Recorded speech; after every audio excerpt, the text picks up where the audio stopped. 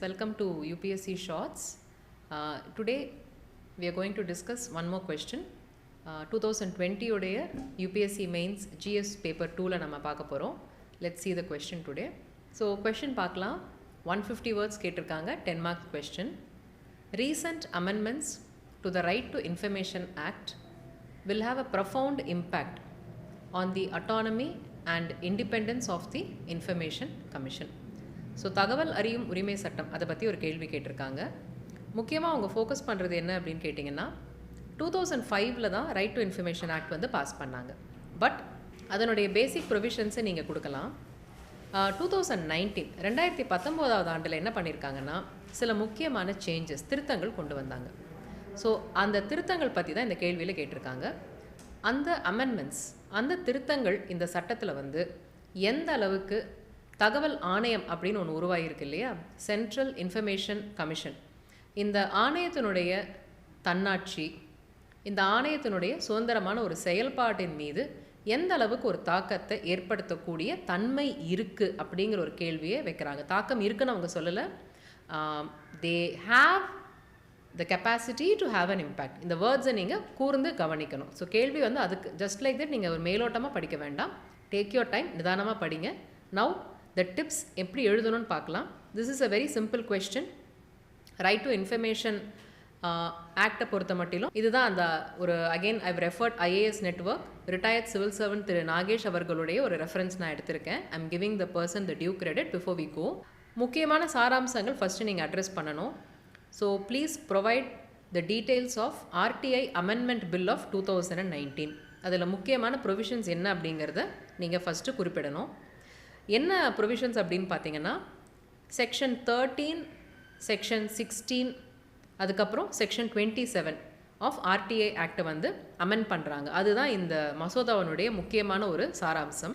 தி amendment பார்த்தீங்கன்னா RTI provisions through chief information கமிஷனருடைய term of office வந்து 5 years அப்படின்னு இருந்தது.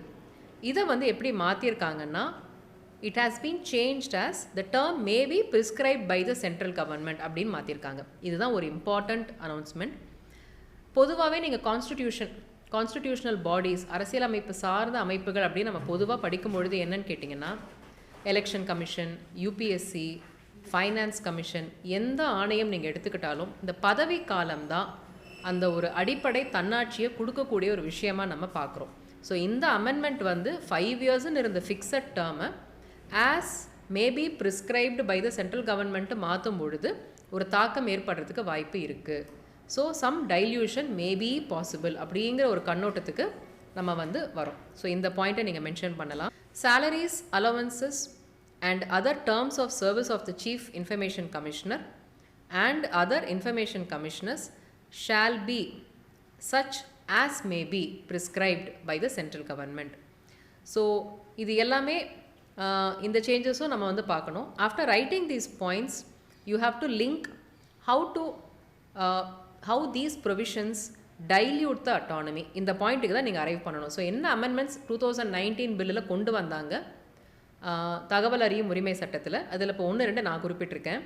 அந்த அமெண்ட்மெண்ட்ஸை நீங்கள் எழுதிட்டு இந்த அமெண்ட்மெண்ட்ஸினுடைய தாக்கம் ஆக்சுவலாக தன்னாட்சி மற்றும் சுதந்திரத்தன்மையை எப்படி வந்து இம்பேக்ட் பண்ணுங்கிற அந்த பாயிண்ட்டுக்கு நீங்கள் அரைவ் பண்ணணும். ஸோ என்ன கன்சர்ன் இஷ்யூஸ் இருக்குதுன்னு பார்த்தீங்கன்னா இந்த தகவல் ஆணையத்தை வந்து கான்ஸ்டிடியூஷனல் பாடிஸோட ஃபஸ்ட்டு நம்ம கம்பேர் பண்ணலாமா அப்படிங்கிறது ஃபஸ்ட்டு பாயிண்ட்.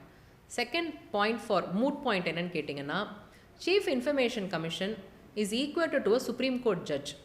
ஆனால் but the orders of the information commission வந்து ஹைகோர்ட்டில் தான் சேலஞ்ச் பண்ண முடியும். ஃபஸ்ட்டு உயர்நீதிமன்றத்துக்கு அப்புறம் நீங்கள் அப்பீல் போயிட்டு தான் அந்த ஆணையத்தினுடைய முடிவுகள் மீது நீங்கள் உச்சநீதிமன்றத்துக்கு போகலாம். But CIC is equate to supreme court. இங்கே ஒரு சேஞ்சை நம்ம பார்க்குறோம். யூனிஃபார்மிட்டி, சேலரிஸ், அலவன்சஸ், இது எல்லாமே பார்த்திங்கன்னா பொதுவாக வந்து there are 2 separate appointing authorities. State information commissioner பொறுத்த வரைக்கும் மாநிலங்கள் தான் அப்பாயிண்ட் பண்ணுறாங்க. சென்ட்ரல் இன்ஃபர்மேஷன் கமிஷனர் பொறுத்த வரைக்கும் மத்திய அரசாங்கம் அப்பாயிண்ட் பண்ணுது. So there is a difference in terms of drawing authority at the centre and the state. State information commissioners பொறுத்த வரைக்கும் கரண்ட் சுச்சுவேஷன் என்னென்னா they are no longer accountable to the state legislature. ஏன்னா அவங்களுடைய வருடாந்திர அறிக்கை மாநில சட்டப்பேரவைகளுக்கு சமர்ப்பிக்கப்பட வேண்டிய அவசியம் கிடையாது. இது ஒரு முக்கியமான விஷயம். அண்ட் ஒரு ஸ்டாட்டுட்டரி பாடியை நம்ம ஒரு குவாசி ஜுடிஷியல் பாடியாக கிளாஸிஃபை பண்ணலாமா? இந்த கேள்வியை நீங்கள் புரிஞ்சுக்கிட்டீங்கன்னா இந்த ஆன்சரை நீங்கள் ஈஸியாக அணுகலாம். See, the National Green Tribunal is a quasi-judicial body. National Human Rights Commission எடுத்துக்கிட்டிங்கன்னா அது ஒரு statutory body. So, the members are treated on par with Supreme Court judges. So, இந்த மாதிரி ஒரு அமைப்புக்குமே அதுக்கான வித்தியாசங்கள் நிறைய இருக்குது. அடிப்படை நிர்வாக வித்தியாசங்கள் நிறைய இருக்குது. Recently, the government increased the salaries of chairpersons of tribunals to that of an election commissioner. So இந்த தீர்ப்பாயங்கள் அப்படின்னு சொல்லக்கூடிய தீர்ப்பாயங்களுடைய தலைமை பொறுப்பில் இருக்க சேர்பர்சனுடைய சம்பள விகிதத்தை வந்து இன்க்ரீஸ் பண்ணியிருக்காங்க. ஈக்குவலண்ட்டாக சுப்ரீம் கோர்ட் ஜட்ஜஸ் எலெக்ஷன் கமிஷனர்ஸ்க்கு ஈக்குவலண்ட்டாக இன்க்ரீஸ் பண்ணியிருக்காங்க. பட் ட்ரைபியூனல் வந்து குவாசி ஜுடிஷியல் அத்தாரிட்டி தான். Just because the salary has been increased it can not be equated as a constitutional body. So இந்த வித்தியாசங்களை நம்ம வந்து நீங்கள் ஆன்சரில் கோட் பண்ணணும். RTI is an effective instrument, no doubt. Good governance, நல்ல ஆளுமை அப்படின்னு சொல்லக்கூடிய ஒரு விஷயத்துக்கு அது ஒரு அடிப்படை விஷயமும் கூட. இன்ஃபேக்ட் 2005லேருந்து India has definitely transformed from ஒரு எலெக்டிவ் டெமோக்ரஸி அப்படிங்கிற விஷயத்துலேருந்து பார்ட்டிசிபேட்டிவ் டெமோக்ரஸிக்கு வந்துட்டாங்க அப்படின்னு சொல்லி தான் நீங்கள் இந்த ஆன்சரை கம்ப்ளீட் பண்ணலாம். So thank you again for joining me today. See you in another shorts video. Thank you.